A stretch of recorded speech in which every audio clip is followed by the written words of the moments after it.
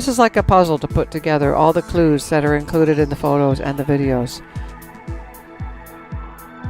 For this, tools like Google Earth are very helpful, as they allow us to measure details in the terrain, orientation, elevation, and even get a ground level view of distant mountains as Billy observed them. Aerial photos are also available, and it is possible to see old details such as trees that existed at the time Billy took the photos. It was also useful to use the Star Walk application to verify the elevation of the sun at that location on that day and at the times the photos were taken. Or we can also use a geometric relationship called the camera formula that lets us know how far the Wcufo was from the camera in each photo. And of course, the testimony of Billy Meyer. I am going to show you the Auenberg region in Google Earth. This is a view of Europe. Here is Switzerland. Different places where Billy was. And here, marked as FIGU, F-I-G-U, is the living place at his home on a farm. It is close to Zurich, here. There are other places like Hassenball, where we made a study of a beamship that is shown in our latest book, They Are Here. And one can find this place close to Hinwil, where the pendulum UFO took place. Auenberg is in this place. Close to it there is a tower on top of a high mountain. This is a mountain and Auenberg is a hill. We will see it in more detail. Here we will see the hill closer to the ground. Billy arrived in the morning. He was in this area, close to a grove of trees. This is the south, and north goes up the hill here. He walked in this area. He initially parked his tractor, pulling his green trailer here, and went over this road to then park it at this area. We will see more details on maps and in the aerial photos. This is a picture of the area with several details from the top view. We find the tower close to Auenberg and the area where Billy was. Here there are several trees in a southern grove. Towards the north, the elevation goes up the hill. At the right, we see the eastern forest with tall trees. A tree fence that divides two farms. This is a close-up of a recent photo, same area, and is indicated where the trees that appear on Meyer's photos were. T1, T2, T3, and T5 were trees in front of which the ship hovered. And one additional tree that appears in the photos, T4, indicated here. All of them, with the exception of one of them, are gone. This is an aerial photo from 1984, 3 years after Billy took his photos. The trees are there. They are 4 different weather firs. T1, T2, T3, and T5. And another different tree nearby marked as T4. Billy arrives early in his small tractor, pulling his green trailer. He meets Quetzal and takes the first photo at 1:10 p.m., the one we see here. The ship flies overhead, ready to do its demonstrations. There is a second craft that Billy climbs on top of at the beginning, and from there, at treetop height, he photographs the Wcufo posing in front of the tree marked as T1. He takes several shots there. This is the area where Billy arrived. Over here. We see the southern grove and the T1 tree that we see in the photos. In this view, we see the southern grove in perspective. The place where the T1 tree was and the T2 tree. It is a recent photo from Google Earth. Billy gets on the second ship, which we are not sure which one it was, and on it he flies through the treetops. And from there, behind the trees, he takes his pictures. This is one of them. It is an extraordinarily high-resolution photo showing the Wcufo. In the background, we see the somewhat cloudy sky, the tall trees of the eastern forest. The trees are about 30 to 40 meters high. They look grey as they are about 200 meters from the camera. Closer, and behind the Wcufo, we can see the fir in a less grey tone with a ship in front of it.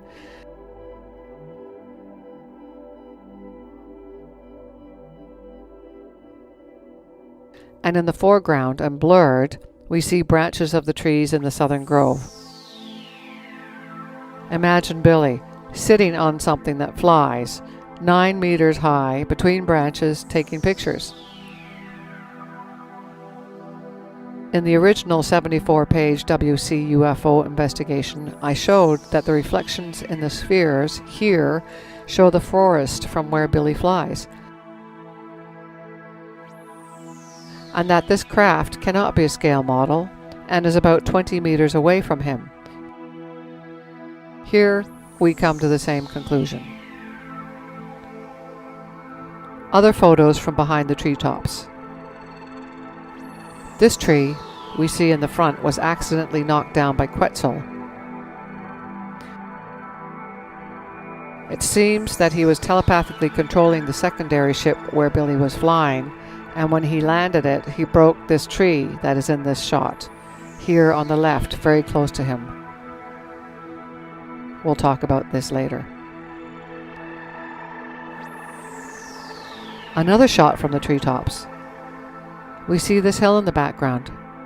That allows us to confirm where Billy was and where his camera was pointing to, in this case, to the north.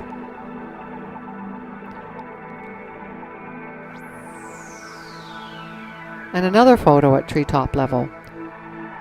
This tree is in the middle of the mist. This one is the T4 tree, which is uphill about 150 meters away from the camera. And we see it from here. It's curious, but it looks like the weather changed rapidly in the next few minutes, as in later photos we see a sunny day.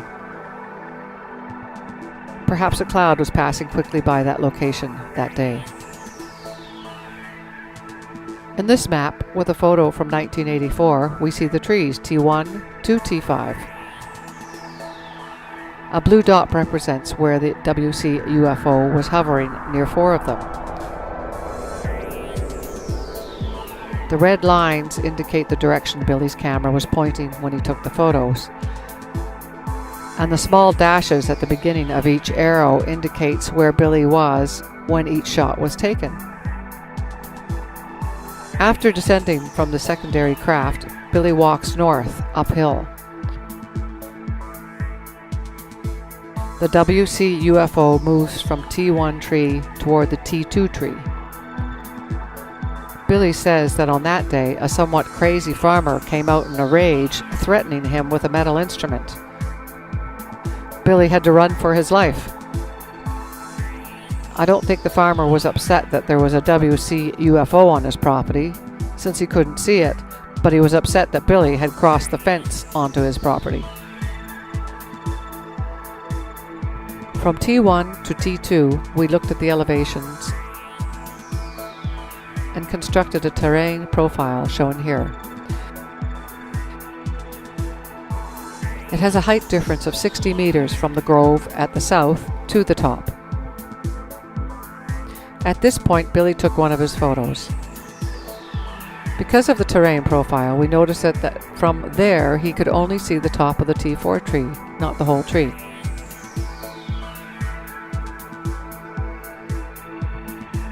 Here we see one of the photos from a sequence of several photos he took as he climbed up towards the Wcufo, getting closer. Billy sometimes kneels down to take his photos, perhaps for better stability. That's why we see the grass on the ground very close to him. We notice the top of the T4 tree on the right and the same hill we saw from another shot in the southern grove. Billy walks uphill in a northerly direction. Detail from the same photo. It clearly casts shadows on the tree, indicating that it is very close to it. With Google Earth, we look at ground level from this location here, and it matches what we see in the photos, the terrain and the nearby hill. On the left is a Google Earth image. Billy continues climbing and taking several photos that can be found in the Photo-Inventarium book, until he gets very close to the T2 tree. We see this extraordinary photo in high resolution. In the background we find the forest on the east side with tall trees. We see the shadows on the tree branches and the reflections of the sun on the spheres that confirm the orientation of this photo that day. About this photo, there is a detailed analysis in the book They Are Here, which we wrote with Chris Locke. At this point, I believe this is when Billy had to run away from this farm to save his life. I don't think this event is included in the long list of attempts on Billy's life, however. Now Billy and Quetzal are riding on the tractor, pulling the tractor up the upward sloping hill, going up here.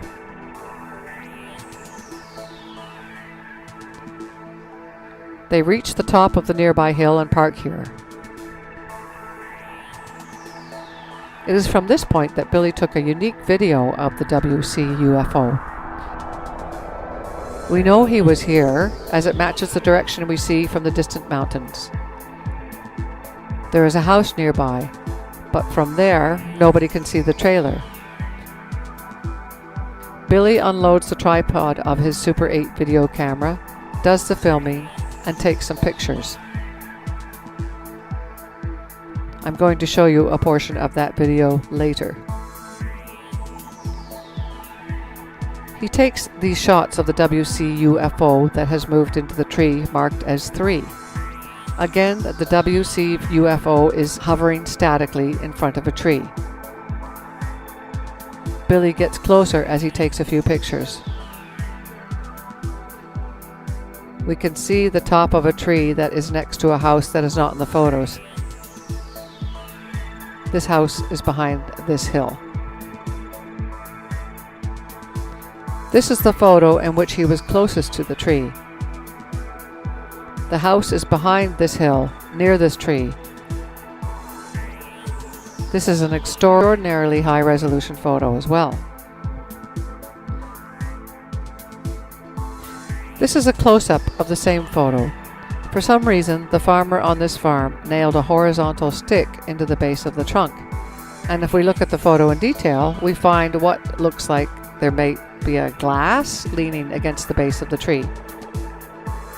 The trunk is irregular, unlike the other trees with straight trunks. We can see that some of the lower branches have been cut. This is a recent image from Google Earth. It shows what appears to be tree number 3. This tree next to it did not exist in 1981. It would be interesting if someone could go to this site to observe and photograph this tree.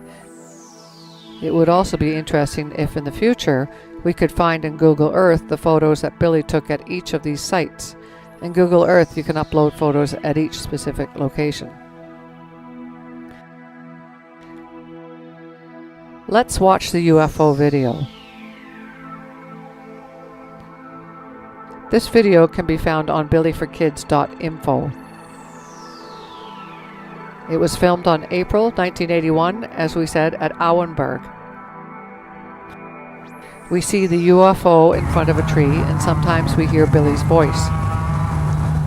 We downloaded this video from FIGU YouTube channel.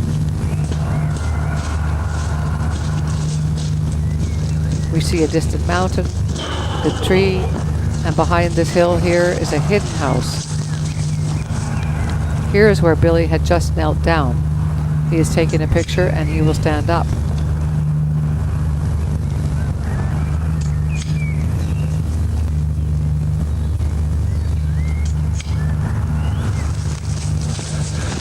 We hear background sounds, distant sounds. Billy stands up and gets closer to the camera. He will do a zoom of the UFO later after Quetzal suggested it.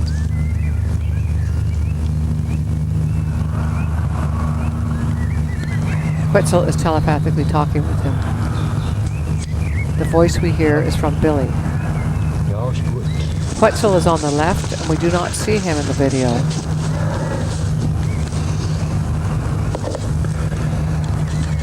Here is Billy going to the camera and he will do a zoom. This image is very similar to what we see in the photos with this tree with an irregular trunk and cut branches. This UFO is very stable. It appears motionless, hovering in front of the tree. It is extraordinary to see it static, completely still. Let us continue. After taking photo 848, Billy walks back to the trailer. From there, he took photos 849 and 850. The WC UFO moves from here to the next tree, T5, and now hovers in front of it.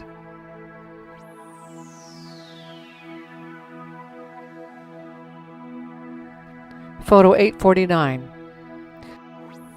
This tree, T5, appears to have a smaller tree close to it. Here, as we see another trunk. South is toward this area. And this is a natural fence with several trees separating two farms that we already showed in a top view before. Billy moves to the east and climbs over his trailer and takes the last photo in the WC UFO series. You can see the mountains on top of which is the communications tower we saw at the beginning. This confirms his location and the direction in which he took this photo. This is a close-up in an enhanced photo. We see the tree very well, that perhaps there's a small tree near to it. We find the tower on the mountain in the background. Here we see again the map with the location of each shot. Photos 849 and 850. Billy was in two places with his tractor and trailer here. And here. And the WC UFO was near four trees here, and this one, here, and finally here. After finishing the photo session, Quetzal, using one of his beamships, brought the tree he destroyed down to the southern grove. He transported it 500 meters and deposited it uphill near the trailer. We see one side of the tree is destroyed, which seems to indicate that the ship Billy was on landed close to it, breaking its branches on one side and knocking it down.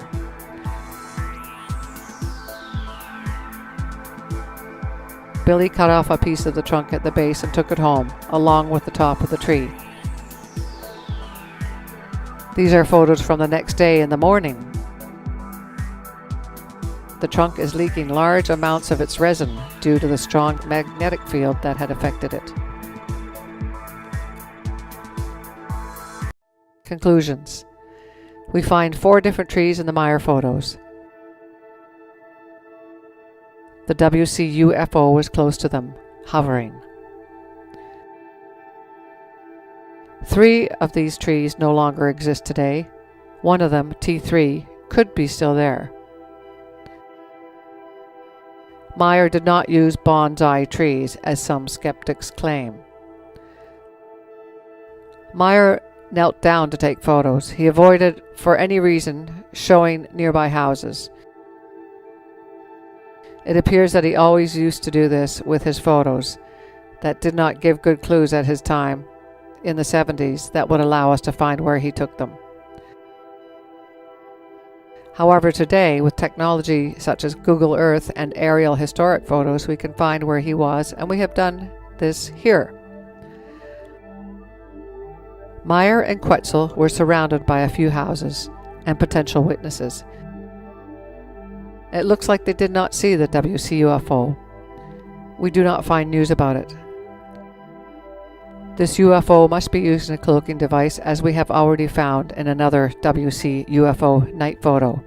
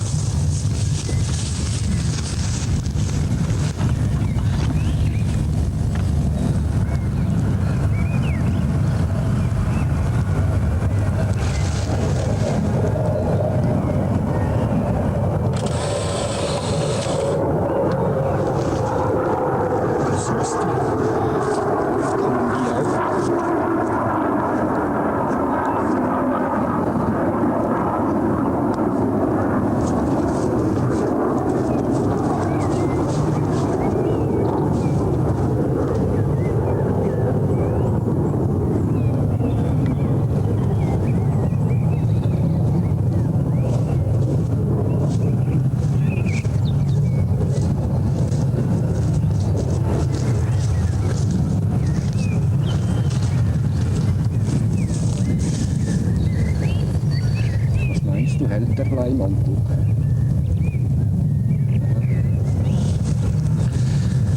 Wir werden dann sehen. Aber weißt du, wenn du ein bisschen rund um den Baum drehen könntest, so steht es immer am selben Ort. Geht nicht, okay. Testen wir erstmal, ob es klappt mit dem Bleimantel. Ich nehme es nochmal her. Ja, weißt du, herzoomen.